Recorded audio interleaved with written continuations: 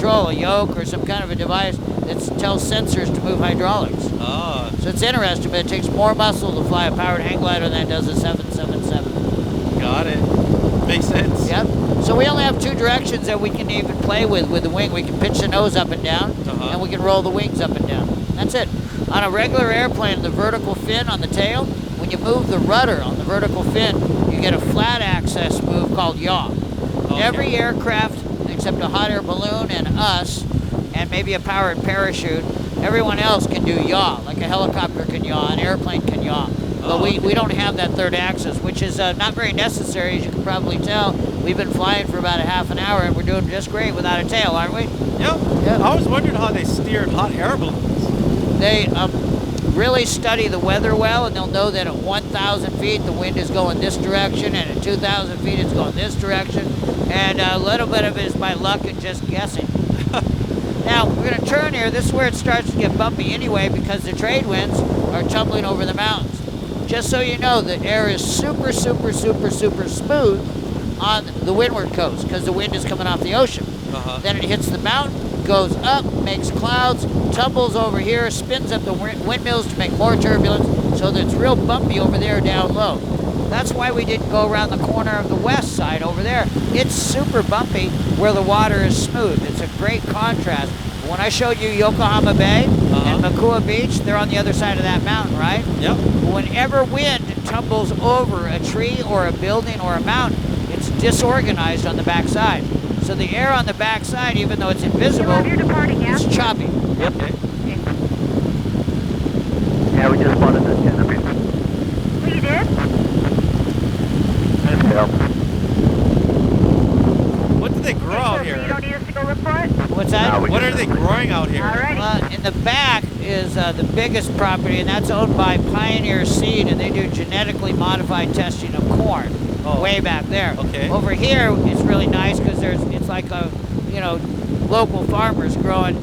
Oh, I can see bananas and papayas. They probably have tomatoes, corn. So a lot of small crops right in here. That's really a nice farm in there. Oh, okay. And they probably supply, the health food store in town and the good restaurants and all that. I see. Now, you're welcome to keep flying with me, or you can take the last 5 to 10 minutes and just chill out and Pacific relax. Manifest Company.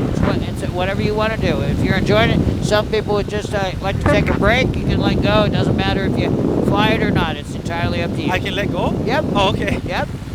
And I'm going to show you that I can let go. It's crazy, but it is impossible for this to flip over like this. It's too heavy on the bottom, too light on the top. You'll get knocked all off course, but that's all. Cool. They got some nice pool toys, huh? Yeah. Yeah, we're technically not allowed to give rides or tours, so we definitely stress giving some instruction during the flight, but part of an introductory flight lesson should be to just relax and enjoy how nice and peaceful it is up here. There's only about 4 aircraft in the sky. That's not the way it is on the ground. The ground is not safe like people think it is. Like your dad was joking, you gotta do something extreme. I'm 92 or 88, I think. What did he say, 82? 82. Yeah, I'm 82. Maybe, can you take people up my age? I go, yeah, I think you're taking 92. He goes, yeah, you gotta do something, dangerous or extreme. And I go, this isn't dangerous or extreme. This is super safe. We have a better safety record than Matsumoto Shave Ice. We do. Looks okay on this side. If you have a good aircraft and a good pilot and you're flying this type of aircraft, first of all, there's nothing to break. We have no rudder, we have no elevator, we have no aileron, we have no flaps, we have no retractable gear, we have no fuel mixture control, we have no adjustable propellers. We don't have anything to break. And all of those things have parts that make those parts move. So you got just a preponderance of things to break. We don't have that.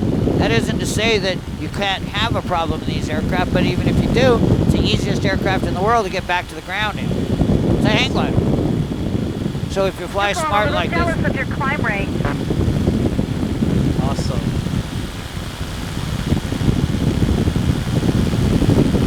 Dillingham Unicom, Paradise 2 is a beam the drop zone on downwind for full stop glider port.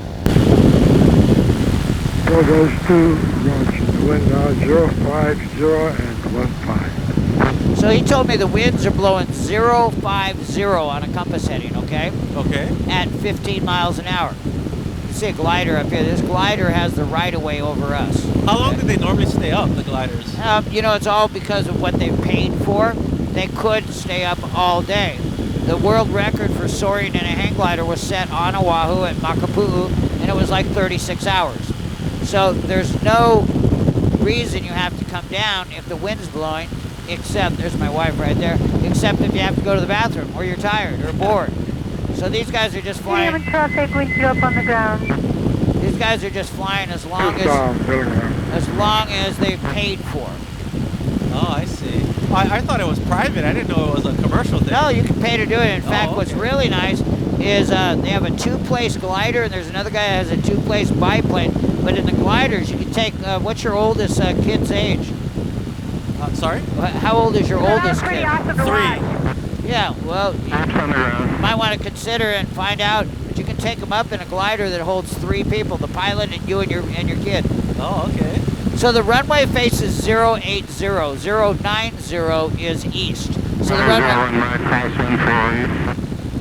runway faces almost east, but the winds aren't blowing east. So I'm going to land at an angle to the runway. Okay. Yeah, Paradise 2 is ready to turn base for full stop. Is that okay with you guys? Let's do a base. And I got the glider on crosswind. So this glider is going to come in and land. So I'm going to come in, we're going to be at an angle to the runway, and then I'm going to be steering with the front wheel. Okay.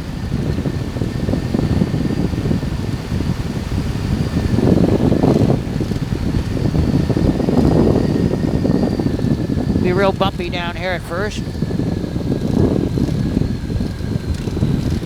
It's a really hard aircraft to land in bumps like this.